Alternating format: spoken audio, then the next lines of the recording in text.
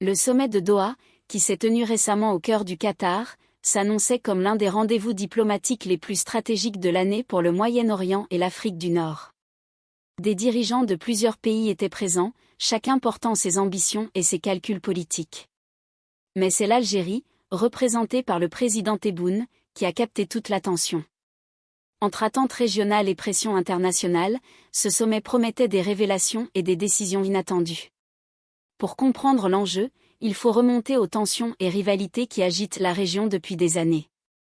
Le Qatar, acteur incontournable sur la scène diplomatique et énergétique, cherche à asseoir son influence dans le Maghreb.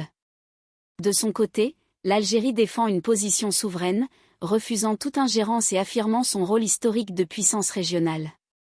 C'est dans ce contexte complexe que Tebboune a pris sa décision, qui allait surprendre non seulement les participants, mais aussi les observateurs internationaux.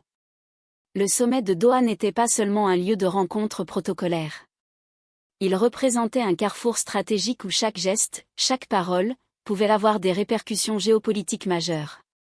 Et au centre de cette attention, un geste allait faire le tour des médias, le refus de Tebboune face à la proposition qatari. Mais ce n'était pas le seul élément surprenant. Une figure secondaire mais décisive, Attaf, allait créer l'événement et bouleverser les prévisions. La décision du président Tebboune de dire « non » au Qatar a été, pour beaucoup, un signal clair de la politique étrangère algérienne, souveraineté et indépendance avant tout. Le refus portait sur plusieurs propositions qataries, allant de partenariats économiques à des alliances politiques régionales. Mais derrière ce « non » se cache une stratégie réfléchie, fruit d'une analyse approfondie des intérêts nationaux de l'Algérie. Les relations entre Alger et Doha ont toujours été complexes. Si les deux pays partagent des liens historiques et économiques, leurs visions sur certains dossiers régionaux divergent fortement.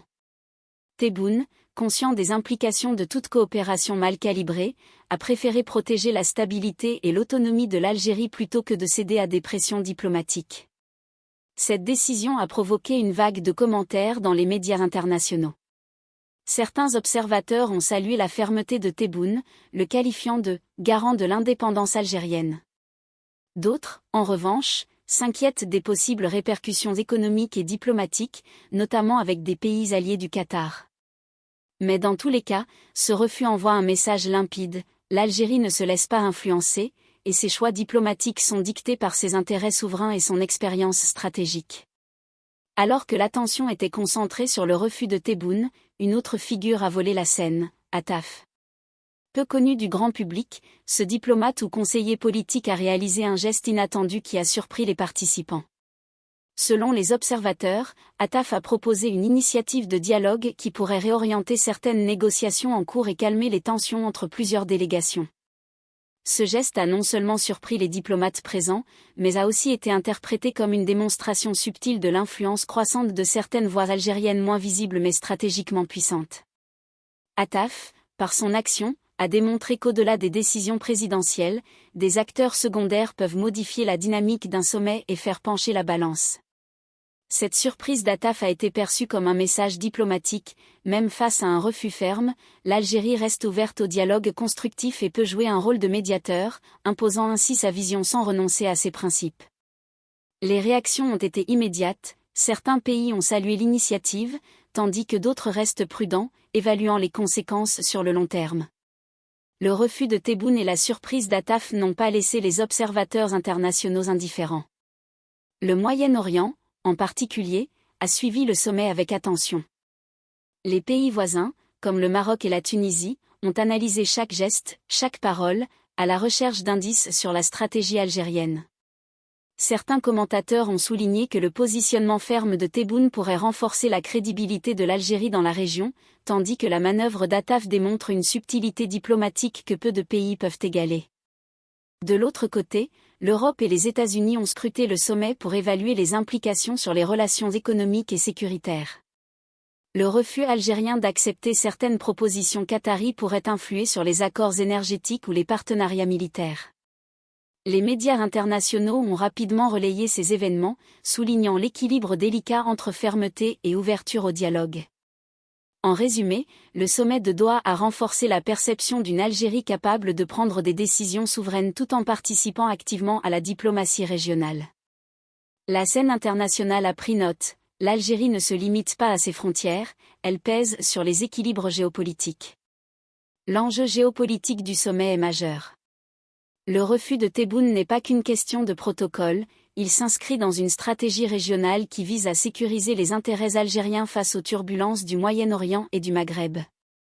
Le Qatar, acteur clé sur le plan énergétique et diplomatique, tente d'étendre son influence, mais l'Algérie montre qu'elle maîtrise ses choix. Les alliances régionales et les rivalités historiques jouent un rôle déterminant. La position algérienne pourrait rapprocher le pays de certaines puissances influentes, tout en éloignant les ingérences non souhaitées. Dans ce contexte, la surprise d'Attaf prend tout son sens, elle représente un équilibre subtil entre fermeté et négociation. Cette dynamique géopolitique a des conséquences concrètes, contrôle des routes commerciales, influence sur les projets énergétiques régionaux, et capacité à intervenir comme médiateur dans les crises. L'Algérie, par ses choix, affirme son rôle stratégique et sa volonté de ne pas se laisser marginaliser dans les discussions internationales. Le sommet de Doha a mis en lumière plusieurs implications pour l'Algérie. Sur le plan intérieur, la décision de Tebboune renforce l'image d'un leadership souverain, capable de résister aux pressions extérieures. Sur le plan régional, l'Algérie confirme son rôle d'acteur incontournable, capable d'influencer les discussions et de proposer des solutions innovantes. Pour la région, cela signifie que les rapports de force peuvent évoluer. La surprise d'Attaf et le refus de Tebboune rappellent que chaque décision diplomatique est lourde de conséquences et que les pays voisins doivent ajuster leur stratégie en conséquence. Alors que le sommet de Doha se termine, les observateurs se tournent déjà vers l'avenir. Quelles seront les répercussions de ce refus sur les prochaines rencontres diplomatiques? Comment l'initiative d'Attaf pourrait-elle façonner les négociations futures? Une chose est certaine, l'Algérie a envoyé un message clair, et sa voix comptera dans les débats à venir. Le pays se positionne comme un acteur stratégique, capable de dire non tout en restant ouvert au dialogue, et cette double approche pourrait bien redessiner les équilibres régionaux pour les années à venir.